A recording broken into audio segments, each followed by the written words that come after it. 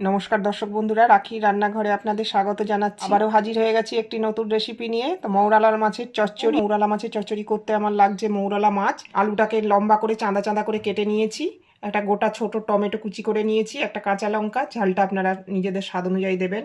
দুটো বড় পেঁয়াজকে আমি ডুমো করে কেটে নিয়েছি।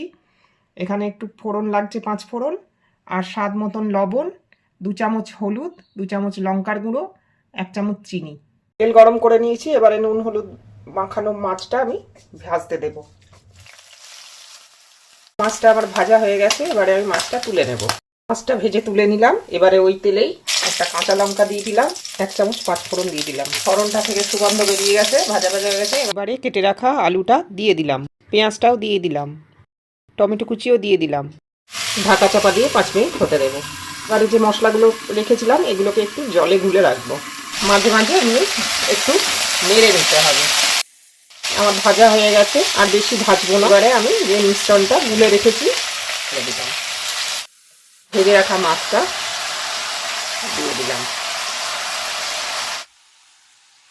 কষানো হয়ে গেছে, এবারে মশলার বাটি ধোয়া জলটা আমি ওর মধ্যে ঢেলে দেবো। আমার এই রেসিপিটি আপনাদের যদি ভালো লেগে থাকে চ্যানেলটিকে সাবস্ক্রাইব করার অনুরোধ রইল। বেল আইকনটি টিপে দেবেন যাতে করে আমি নতুন কোনো রান্নার ভিডিও দিলে নোটিফিকেশান সবার আগে আপনার কাছেই পৌঁছে যায়।